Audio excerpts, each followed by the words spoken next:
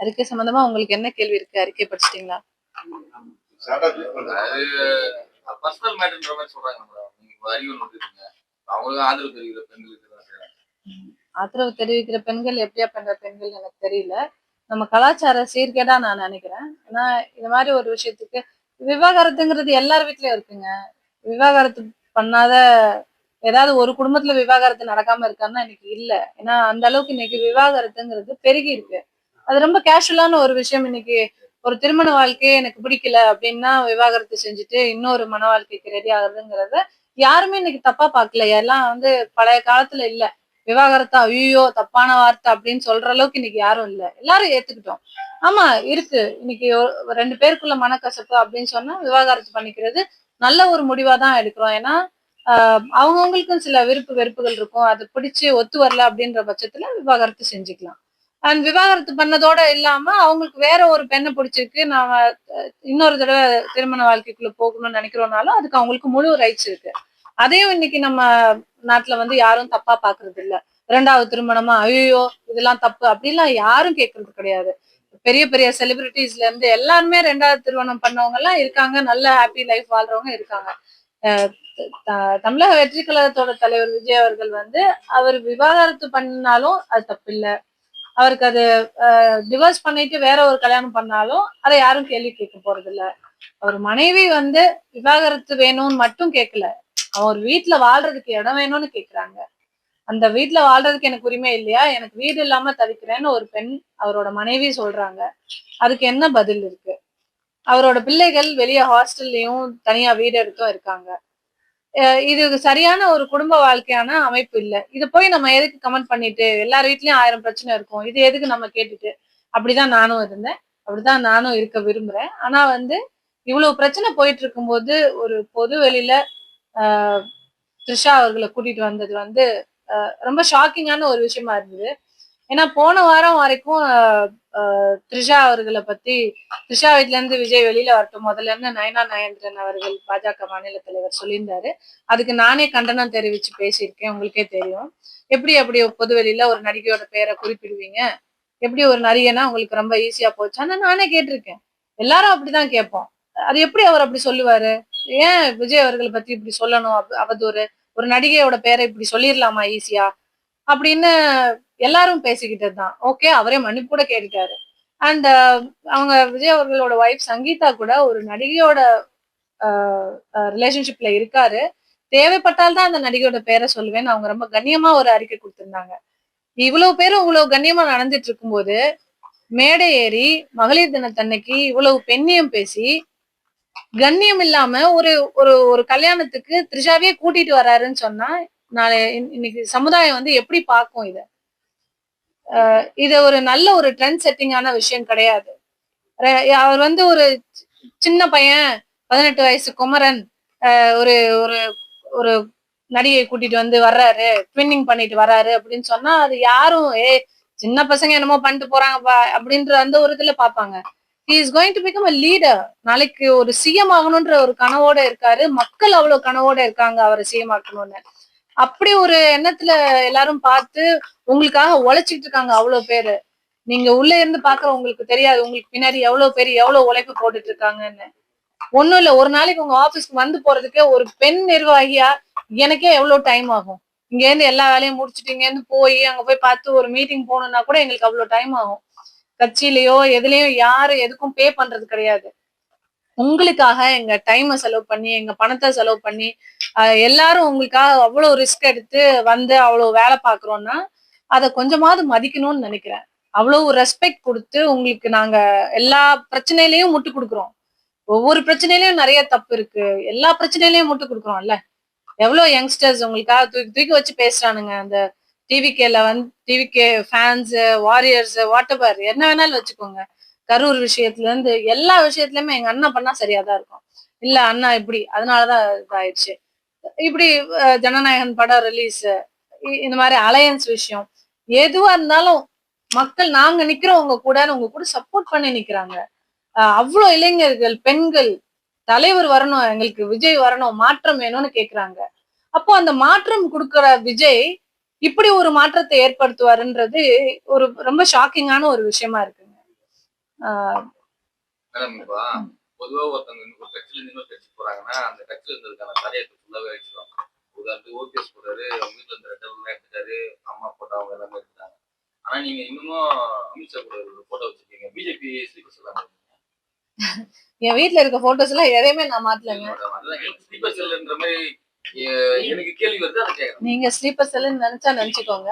எனக்கு அது தாய் கட்சி. நான் அதுக்காக எல்லாத்தையும் அழிச்சு நான் ஒண்ணும் பொது வெளியில வச்சுக்கல. என் வீட்டுல என் ரூம்ல வந்து நீங்க எடுக்கிறீங்க. நான் வந்து பொது வெளியில வீட்டு கேட்ல வச்சிருக்கேன் அப்படின்னு சொன்னா அது என் வீட்டு கேட்ல ஒரு போர்டு இருந்தது. அது இருக்கான்னு பாருங்க போய். அது இருக்காது. வீட்டுக்குள்ள நான் வந்து இதெல்லாம் பண்ண விஷயங்கள் எல்லாம் மாத்தி வைக்கிறது, போட்டோஸ் எல்லாத்தையும் மாத்தி வைக்கிற அளவுக்கு எனக்கு அது அது பெரிய அந்த அளவுக்கு இதை வச்சிருக்கனாலும் நான் ஸ்லீப்பர் செல் ஆயிருவேன்னா ஆயிட்டு போறேன். அதை பத்தி ஐ டோன்ட் பாதர். மனைவி பிரச்சனையே கண்டுகொள்ளாம இருக்கக்கூடிய நாளைக்கு தமிழ்நாட்டு பெண்களை பிரச்சனை ஏற்பட்டா கண்டுகொள்வாங்க. இதையே ஒரு பெரிய விஷயமா இருக்கு. அதனாலதான் அது ஒரு பெரிய விஷயமா நினைக்கிறேன் நான். இன்னைக்கு தன் மனைவி 25 வருஷம் வாழ்ந்து 2 பெண் பிள்ளைகளை பெற்ற மனைவிக்கே வந்து பாக்குறதுக்கு அனுமதி இல்ல. இன்னொரு நபர் அங்க நடுவுல நிக்கிறாரு, பார்க்க அனுமதிக்க முடியாது அப்படின்னு. அவங்க அம்மா அப்பா போய் பார்க்க முடியல, நடுவுல ஒரு நபர் நிக்கிறாரு. அந்த நபர் பேரை நான் தேவைப்பட்டா சொல்லுவேன். நடுவுல ஒரு நபர் நிக்கிறாரு, பார்க்க கூடாது அப்படின்னு. அப்போ விஜய் என்னவா இருக்காரு? விஜய் நீங்க யாரு? ஏன் உங்களுக்கு இவ்வளவு போர்வை? எதுக்காக இவ்வளவு இவ்வளவு ஒரு தடை, இவ்வளவு பேரியர்ஸ்? பாடி கார்ட்ஸ் உங்களோட செக்யூரிட்டிக்கு, பட் பாடி கார்ட்ஸை மீறி இவ்வளவு பேரியர்ஸ் வச்சிருக்கீங்களே உங்ககிட்ட யாரும் வர விடாம. எதுக்காக இதெல்லாம்? ஓகே, இது வந்து பெரிய ஆக்டர்ஸ் எல்லாம் வந்து அந்த மாதிரி ஒரு சர்க்கிள் வச்சுப்பாங்க, கிட்ட யாரும் இது பண்ண விடாம மேனேஜர் இருப்பாங்க, பிஆர் இருப்பாங்க, இவங்க மாதிரி இவங்கதான் அப்படின்னு இருக்கும். பட் ஃபேமிலி கூட க்ளோஸா இருப்பாங்க. ஃபேமிலி க்ளோஸா தான் இருக்கும். நீங்க சூப்பர் ஸ்டார் ரஜினிகாந்த் அவர்கள் எல்லாம் எடுத்துக்கோங்க. வெளியே வர்றதுக்கு அவ்வளவு ரெஸ்ட்ரிக்ஷன்ஸ் இருக்கு. அவரே வெளியே வந்தா இன்னைக்கு வரைக்கும் நீங்க எல்லாரும் போறீங்க, எல்லாரும் கார்ல விண்டோ இறக்கி எல்லாருக்கும் ஹாய் எல்லாரும் எப்படி இருக்கீங்கன்னு கேட்டு போறாரா இல்லையா? அதாங்க சூப்பர் ஸ்டார். அதாங்க ஒரு நடிகன் கிட்ட வந்து மக்கள் வேற எதுவுமே எதிர்பார்க்கல. நீங்க வந்து உங்க சொத்து பணத்தெல்லாம் எங்களுக்கு கொடுத்துட்டு போங்கன்னு கேட்கல மக்கள். உங்க மேல ஒரு ஃபேன் ஃபாலோவர்ஸா ஒரு ஒரு ஃபேண்டம் இருக்கு அப்படின்னா எல்லாரும் எப்படி இருக்கீங்கன்னு அந்த அந்த ஹீரோ வந்து கையாடிட்டு போயிட்டாலோ அது வந்து அன்னைக்கு வந்து அந்த டே ஃபுல்லா இவங்களுக்கு ஹாப்பியா இருக்கும். நம்ம பார்த்து ரசிச்ச ஒருத்தர் நம்மளோட ஹீரோ சார் நம்மளுக்கு கையாடிட்டு போயிட்டாருன்னா அதை கூட நீங்க செய்ய மாட்டீங்க. அந்த விண்டோவை இறக்க மாட்டீங்க. ஏன்? அதுக்குள்ள என்ன இருக்கு? எதுக்காக இந்த மர்ம வாழ்க்கை? எதுக்காக இந்த போர்வை? இதுதான் என்னோட கேள்வி. தேர்தல் நெருங்கி வர நேரத்துல என்னுடைய தனிப்பட்ட விஷயத்த நான் பாத்துக்கிறேன், நீங்க கட்சியில கான்சென்ட்ரேட் பண்ணுங்க விஜய் பேசுறாரு. அது நிறைய டைவர்ஸ் நடக்குது. ஆனா விஜய் மட்டும் ஏன் கான்ட்ரவர்சி ஆகுறாரு அப்படிங்கிறது புரியல. என்னோட தனிப்பட்ட விஷயத்த நான் பாத்துக்கிறேன், தொண்டர்கள் நிர்வாகிகள் நீங்க கட்சி விஷயத்துல பாருங்க, மக்களுக்கு நல்லது செய்யுங்க. என்னோட விஷயத்த நான் பாத்துக்கிறேன், அது ஒருத்தர் விஜய் பேசியிருக்காரு. டைவர்ஸ் நீங்க நிறைய நடக்குது. ஆனா விஜய் நடக்கும்போது மட்டும் ஏன் அது கான்ட்ரவர்சியா மாறுதுன்னு நினைக்கிறேன். அததான் நான் சொல்றேன். டைவர்ஸ்ங்கிறது பெரிய ஆட்கள்ல இருந்து சின்ன ஆட்கள் வரைக்கும் எல்லாருக்கும் நடக்குதுதான். எல்லா இடத்துலயும் என்ன நடக்கும்னா மனைவியோட வாழ்வாங்க, நடிகை போய் கம்ப்ளைண்ட் கொடுப்பாங்க. நம்ம தமிழ்நாட்டுல பல வருஷங்களா பாத்துட்டு இருக்கோம். நடிகை தான் கம்ப்ளைண்ட் கொடுத்து இந்த லீடரை வந்து அங்க கூப்பிட்டாங்க இங்க கூப்பிட்டாங்க, பஞ்சாயத்து இன்னைக்கு கோர்ட்ல கேஸ், இதெல்லாம் நடக்கும், பாத்துருக்கோம். பட் ஆனா மனைவியே போய் கோர்ட்ல கேஸ் கொடுத்து எனக்கு வாழ்க்கை இல்லை, எனக்கு வீடு இல்லை, எனக்கு சரியான வருமானத்துக்கான இது கொடுக்கல, அவரு என்ன ஹவுஸ் அரெஸ்ட் பண்ணி வச்சிருக்காருன்னு சொல்றது இதுவே ஒரு முதல் முறை லீடர் மேல கொடுக்குற கம்ப்ளைண்ட் இல்லையா? இதுக்கு முன்னாடி யாராவது லீடர் மேல எந்த மனைவியாவது கொடுத்துருக்காங்களா? 2 மனைவி 3 மனைவி கூட வச்சுக்கிட்டவங்க எல்லாம் இருக்காங்க, நம்ம பாத்திருக்கோம் லீடர்ஸ். பட் சுமூகமா தானே 3 மனைவியோட கூட வாழ்ந்துட்டு இருந்தாங்க. ஒரு மனைவியே வந்து கம்ப்ளைண்ட் கொடுக்குறாங்கன்னா இது என்ன மாதிரியான ஒரு விஷயம்? கண்டிப்பா அது அவங்க 2 பேருக்குள்ள உள்ள ஒரு விஷயம் தான். அது ஏன் பொது வெளிக்கு வந்து இன்னைக்கு இவ்வளவு பேர் டிஸ்கஸ் பண்றோம் அப்படின்னு சொன்னா இது ரொம்ப ஒரு ஒஸ்டான ஒரு விஷயம். அடுத்தவங்களோட பர்சனல் லைஃப் வந்து நம்ம பப்ளிக் லைஃப்ல வந்துட்டு பேசுறது. பட் பப்ளிக்கா நீங்க த்ரிஷாவை வெளியே கூட்டிட்டு வந்தனாலதான் பேசுறோம். உங்களை ஒரு லீடரா மதிச்சு நாளைய சமுதாயத்தை வழி நடத்துவீங்கன்னு நம்பி நிச்சயமா நிச்சயமா ஒரு நடிகையோட தொடர்பு இருக்குன்னு மனைவி கேஸ் கொடுத்திருக்காங்க. அந்த சமயத்துல அவங்க பேரை குறிப்பிடல, அவங்களாவது நாகரிகமா பேரை குறிப்பிடல, நீங்க பேரை ஆளையே கூட்டிட்டு வந்து காட்டுறீங்க. நிச்சயமா நிச்சயமா அதுக்காக தான் பண்ணிருக்காங்க. ஒரு பெண்ணை மன உளைச்சலுக்கு ஆளாக்கணும்ன்றதுக்காக தானே ஒரு மனைவி நீ வந்து ஸ்டேட்மெண்ட் கொடுத்திருக்கும் போது நட்பா கூட இருக்கலாமே. நீங்க எல்லாரும் நல்லா கேட்டீங்க, நட்பா கூட இருக்கலாமே. உண்மையான நட்பு. இப்ப எனக்கு ஒரு நண்பன் இருக்கிறாரு அப்படின்னு சொன்னா அந்த நண்பன் வந்து தப்பா நம்மள நினைக்கிறாங்க நம்மளோட மனைவி அப்படின்னு சொன்னா பொது வழியில நம்ம 2 பேரும் ஒரு கல்யாணம் வருது வாயம் போயிட்டு வருவோம், அந்த நண்பனோட போக மாட்டோம். உண்மையான நட்பா இருந்தா வேணாம் உன் வீட்லயே 1000 பிரச்சனை இருக்கு, எதுக்கு நீ தனியா வாப்பா நான் தனியா வரேன் அப்படி சொல்றது தானே மரியாதை. ஒரு பெண்ணுக்கு அழகு அதுதானே. ஒரு நல்ல குடும்பம், நம்ம நண்பனோட குடும்பம் நல்லா இருக்கும்னு நினைச்சா அந்த பெண்ணோட மனப்பக்குவம் அப்படித்தானே இருக்கணும். கொள்கை தலைவர்களை வேலுநாச்சியார், அங்காளம்மை போன்றவர்கள் கொள்கை தலைவர்களா வச்சிருக்காரு. அது பிரகாரம் விஜய் செயல்படுறாருன்னு நினைக்கிறீங்களா? அது பிரகாரம் செயல்படலன்றனாலதான் நான் இவ்வளவு தூரம் பேசுறேன். நைனா சார் வந்து ஓபன் ஸ்டேட்மெண்ட் கொடுத்தாங்க. நேற்று பார்ட்டிபிள் சாருக்கு திசை ஓபன் ஸ்டேட்மெண்ட் கொடுத்தாங்க. அப்படி நடிகை விஜய் வைப்பு திசை தான் பேசுனாங்கன்னா திசை ஓபன் ஸ்டேட்மெண்ட் கொடுத்துருப்பாங்கல்ல. நம்மளாம் யூகித்தின் அடிப்படையில் நம்மளே அதை பத்தி பேசணும். இப்ப யாரு நம்ம எல்லாம் யூகிச்சு திருச்சான்னு கொண்டு வரலங்க. இப்ப நம்ம எல்லாம் ஏன் இந்த பேரை நம்ம ஓப்பனா சொல்றோம்னா அவங்கதான் கூட வராங்க. கூட வந்ததுனால நம்ம எப்படி கூட வந்ததுனால தானங்க சொல்ல முடியும். மனைவி குறிப்பிட்டது மனைவி குறிப்பிட்டது வேற. சரி ஓகே, நாளைக்கு இன்னொரு கல்யாணத்துல இன்னொரு நடிகை கூட்டு வர்றாரு, நம்ம இந்த நடிகை தான் அப்படின்னு நம்ம டிஃபெண்ட் பண்ணவோ ப்ரூஃப் பண்ணவோ நமக்கு வேலை இல்லை. புரியுதா? அவர் ஒரு லீடர், நீங்க ஒரு லீடர், உங்க மனைவி உங்க மேல இவ்வளவு அக்யூசேஷன்ஸ் வச்சு மக்கள் என்னடா நம்ம லீடர் மேல இவ்வளவு சொல்றாங்க, நம்ம அண்ணன் நல்லவருடா, நம்ம அண்ணன் மேல இப்படி பழி போடுறாங்கன்னு எல்லா பசங்க பாத்துட்டு இருக்காங்க உங்களை. அப்படி இருக்கும்போது நீங்க வந்து ட்வின்னிங் பண்ணி ஜாலியா கப்பலா வர்றீங்க. ஓ அண்ணன் ஜாலியா இருக்காரா அப்படின்னு ஏத்துக்குமா? அண்ணன் கோவா ட்ரிப் போறாரு, ஓகே, அதை பத்தியும் கேள்வி கேட்க கூடாது, யாரும் பேசாதீங்கடா, அண்ணன் ஜாலியா இருக்காரு. இங்க பிரச்சனை பயங்கரமா போய்கிட்டு இருக்கிறா, அண்ணன் இப்ப இந்த ஊர் ட்ரிப்பு போயிருக்காருடா, அண்ணன் ஜாலியா இருக்காரா, இப்படி எடுத்துப்போமா? தமிழக மக்களுக்கு, நாளைய இளைஞர்களுக்கு அது நல்ல எடுத்துக்காட்டா? 1000 பிரச்சனை போயிட்டு இருக்கு, இங்க சிபிஐ என்கொயரி போயிட்டு இருக்கு, அங்க படம் ரிலீஸ் ஆகல, நீங்க ட்ரிப்பா போயிட்டு வந்ததெல்லாம் டிக்கெட் மேற்கொண்டு எல்லாத்தையும் எடுத்து போட்டு காட்டினாங்க, அதெல்லாம் வெளியே வந்துச்சா? அதெல்லாம் கேள்வி கேட்டோமா? யாராவது அதெல்லாம் கேள்வி கேட்டோமா? ஓகே, நோ பர்சனல், ஓகே, அதெல்லாம் நமக்கு தேவையில்லாத விஷயம். கட்சி செயல்பாடு ஓடுதா அவ்வளவுதான் நமக்கு. பட் அதெல்லாம் யாரும் பேசல, அன்னைக்கெல்லாம் எதுவும் டிபேட் ஆகல. என்னைக்கு உங்களை நம்பி இத்தனை மக்கள் வந்துட்டு இருக்கோம், பெண்கள் எல்லாம் உங்க மேல உயிரை வச்சிருக்கோம், அண்ணன், எங்க அப்பா, என் பிள்ளைகளுக்கு மாமா அப்படின்னு பேசி உயிரை கொடுத்து உங்களுக்காக பாத்துட்டு இருக்கோம், நாளைய சமுதாயம் உங்களை சிஎம்மா உட்கார வைக்கணும்னு நினைச்சிட்டு இருக்கோம், கூலா ஒரு நடிகையை கூட்டிட்டு வந்து உட்கார்ந்துட்டு இருக்கீங்க, என்ன சொல்ல வரீங்க மக்களுக்கு? விஜய் கட்சி டிவிக்கு சோசியல் மீடியால வந்து பாத்தீங்கன்னா விஜய் கீர்த்தி சுரேஷ் இப்ப சம்பவம் நடந்தது ஒத்துப்போது நீங்க நினைக்கிறீங்களா? நான் அவ்வளவு எல்லாம் யோசிக்கலங்க. இந்த சம்பவத்துக்கு யோசிக்க உடனே வந்து இதுக்கு அப்ரிவேஷன் என்னவா இருக்கும், இந்த நடிகை சொல்ற நடிகைகள் அப்படி கேவலப்படுத்துறதும் நான் விரும்ப மாட்டேன். இந்த நடிகையோட பேரை ஏன் சொல்றோம்னா அவங்கதான் கூட வர்றாங்க. இவ்வளவு பெரிய விஷயம், அவர் அவ்வளவு பெரிய லீடர், தமிழ்நாடே கொதிச்சிட்டு இருக்கு, இந்த மாதிரி ஒரு சம்பவம் அவர் மனைவி கொடுத்திருக்காங்கன்னு. இவ்வளவு கொதிச்சிட்டு இருக்கும் போது அந்த அம்மாக்கு தெரியாதா இவ்வளவு பிரச்சனை போயிட்டு இருக்கே, இவருக்கு இப்படி ஒரு பிரச்சனை இருக்குன்னு தெரியாதா அந்த அம்மாக்கு? சோ அப்ப தெரிஞ்சே பண்றாங்கன்னா அங்க என்னவோ ஒண்ணு அவங்களுக்கு வந்து அவங்க விஜய் மனைவியை வெறுப்பேத்தணும்னு பண்றாங்க. இதுக்கு விஜய் உடந்தையா? ஒரு பெண்ணுக்கு பெண் பண்ணலாங்க, அதுவே அசிங்கம். பட் கணவனே வந்து வெறுப்பேத்தணும்னு பண்றது வந்து இந்த ஜெயம் ரவி பண்ணி ஆரம்பிச்சு விட்ட விஷயம். இதெல்லாம் அவர் தான் ஆரம்பிச்சு விட்டாரு. மகளிர் தினத்தன்னைக்கு அதாங்க மகளிர் ஏன் சொல்றாங்கன்னு தான் நான் கேக்குறேன். நீங்க அவங்கள கேட்கணும் இந்த கேள்விய. ஏன் சொல்லலன்னு என்ன கேக்குறீங்கல்ல? எனக்கு பிடிக்கலங்க. என் வீட்டுல ஒருத்தர் அப்படி வந்தா, என் தம்பியோ என் தங்கச்சியோ, என் வீட்டுல ஒருத்தர் வந்து இன்னொரு கல்யாணம் ஆன பொண்டாட்டி விட்டுட்டு இன்னொருத்தனை கூட்டு வந்தா என்னடா வேணும் உனக்கு, என் வீட்டுக்கு எல்லாம் வராதுன்னு நாங்க சொல்லுவோம். என் வீட்டுல ஒரு விசேஷம்னா இப்படி எல்லாம் கூட்டு வந்து நிக்காத, எங்களுக்கு அசிங்கம்னு நாங்க சொல்லுவோம். அந்த வீட்டு பெண்கள் அந்த மனப்பக்குவத்துல இருக்காங்களான்னு எனக்கு தெரியாது. சோ அவங்க ஏத்துக்கிட்ட பெண்களை நீங்க போய் எங்களுக்கெல்லாம் கை தட்டினீங்களே, உங்க அண்ணனுக்கா கை தட்டினீங்களே, அப்ப உங்க வீட்டுல ஒருத்தர் வந்தா ஏத்துப்பீங்களா அப்படின்றத அந்த பெண்கள் கிட்ட கேட்கணும், என்கிட்ட கேட்க கூடாது அந்த கேள்வி. எல்லாத்துக்குமே திமுக தான் இருக்குதுன்னு சொன்னா என்னங்க? அடுத்த ஒருத்தர் மனைவியை இயக்குறது வந்து இன்னொரு கட்சின்னு சொன்னா இதை விட அசிங்கம் வேற ஏதாவது இருக்கா? ஏன் அப்படி அசிங்கப்படுத்துறீங்க? அவங்க சங்கீதா ரொம்ப டிக்னிஃபைடா வாழ்ந்துட்டு இருக்காங்க. அவங்களோட பர்சனல் ஸ்பேஸ், அவங்களோட பர்சனல் குமுறல்களை கோர்ட்ல வச்சிருக்காங்க நியாயமா. அதுல கூட அவங்க பேரை சொல்லல. அவங்கள போட்டு பகிரங்கமா இப்படி வந்து எல்லா மீடியாஸ்லயும் இதுலயும் வந்து போட்டு கிழிக்கிறீங்க. டிவிக்கேலயே வந்துட்டு எல்லாம் அந்த வல்கர் வாரியர்ஸ் வந்து ரொம்ப வெறித்தனமா சங்கீதாவே தப்பு தப்பா பேசுறாங்க. இத கூட கண்டிக்க மாட்டாரு.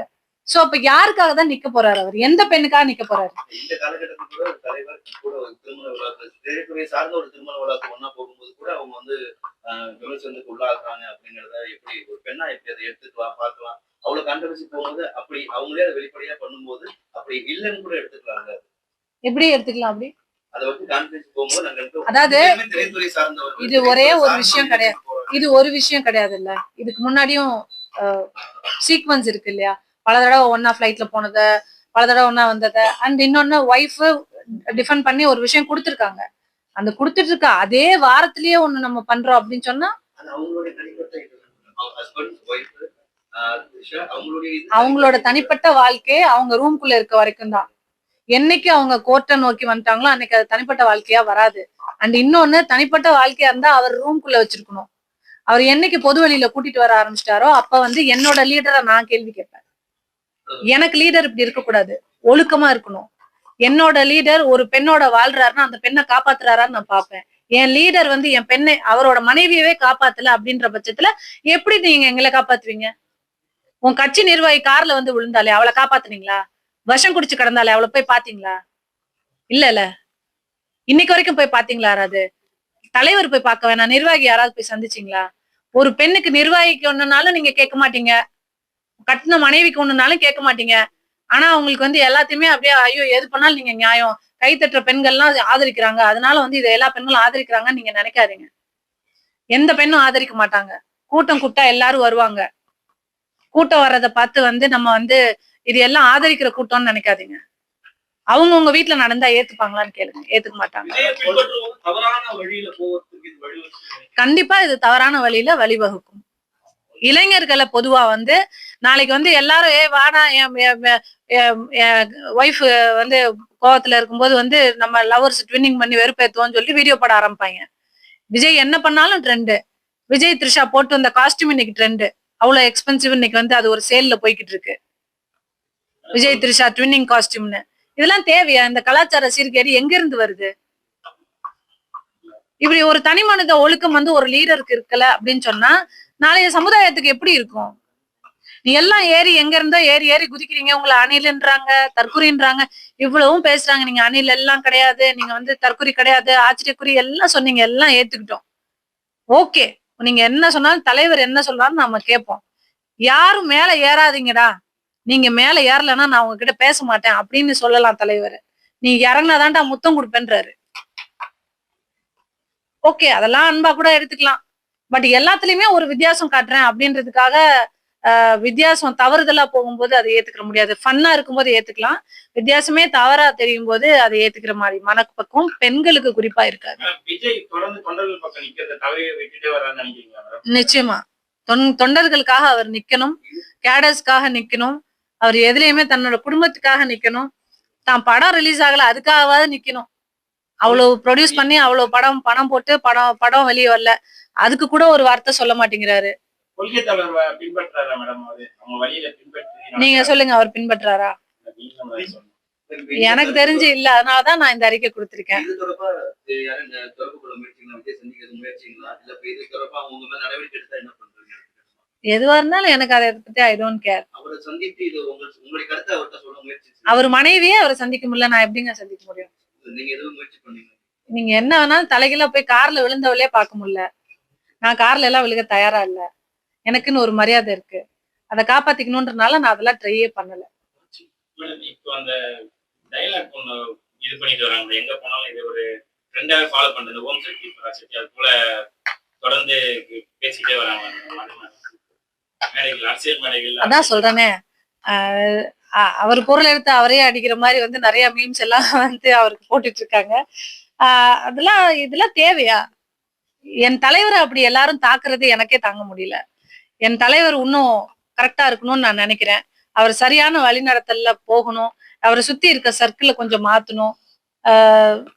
நிறைய ஒரு பேடான ட்ரெண்ட் செட்டிங்க்கு போகுது அவரோட விஷயங்கள்ன்றது அவருக்கு புரியணும். எளிதில அவரை சந்திக்க முடியல, அது மாதிரி ஒரு விமர்சனம் வைக்கப்படுது. எல்லாருமே ஒரு புகார் தெரிவிக்கிறாங்க. ஒரு குறிப்பிட்ட ஒரு சின்ன வளையத்துக்குள்ளேயே இருக்கிறாரு.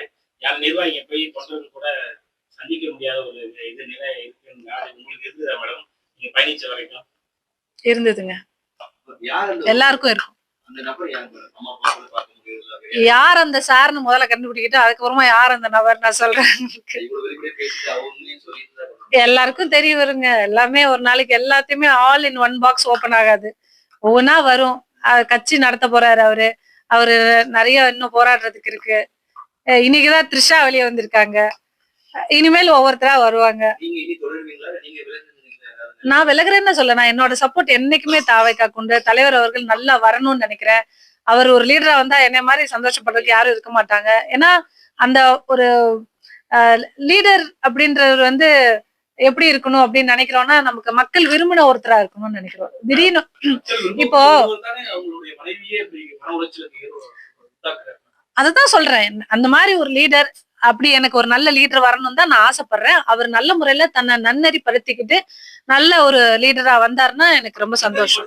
நினைக்கிறீங்களா? அவர் படுத்திக்கணும்னு நினைக்கிறேன். படுத்திப்பாருன்னு நான் சொல்லல, படுத்திக்கணும்னு நினைக்கிறேன். நடிகை பிரியங்கா மோகன் சமீபத்தில் ஒரு பாட்காஸ்ட்ல தெரிவிச்சிருந்தாங்க, தான் மீது சமூக தாக்குதல் நடத்தப்பட்டுச்சு அப்படின்னு சொல்லிட்டு ஒரு பேட்டி கொடுத்திருந்தாங்க. அதுல வந்து இவங்க விஜயோட மேலாளர் ஜெகதீஷ் தான் சொல்லிட்டு எல்லாமே கமெண்ட் பண்ணிட்டு அது ஒரு விமர்சனமா போயிட்டே இருக்கு இணையத்துல.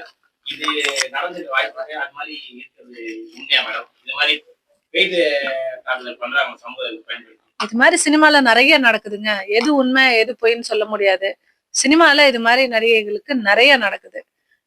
பட் பிரியங்கா அருள்மோகன் சொல்றாங்க அப்படின்னு சொன்னா அது அவங்களுக்கு நடந்த ஒரு அனுபவமா இருக்கலாம். அது மாதிரி நிறைய நடக்குதுங்க. இந்த பேக்ரவுண்ட்ல இருந்து இந்த மாதிரி ஒரு இருக்கலாம், இது இல்லாமலும் இருக்கலாம். அது நம்ம பார்க்காம சொல்லக்கூடாது. பட் சினிமால இந்த மாதிரி நிறைய நடக்குது. வாய்ப்பு இருந்தா, வாய்ப்பு கொடுத்தா போட்டிடுவோம். கட்சியில இருக்கக்கூடிய பெண்களுக்கா இருக்கலாம். நான் எல்லா பெண்கள்ட்டையும் கேட்டது கிடையாது. நான் பாதுகாப்பா எங்க போனாலும் இருக்கேன். அதனால எனக்கு என்ன பத்தின இது மட்டும்தான். அப்படிலாம் ஒண்ணும் எனக்கு பாதுகாப்பு இல்லாத பெண்கள்னு ஒண்ணும். போட்டிடுறீங்களா மேடம் இந்த தேர்தல்ல? கண்டிப்பா வாய்ப்பு கொடுத்தா நாங்க போட்டிடுவேன். அந்த கட்சியில திமுக அழைப்பு வந்தா போய்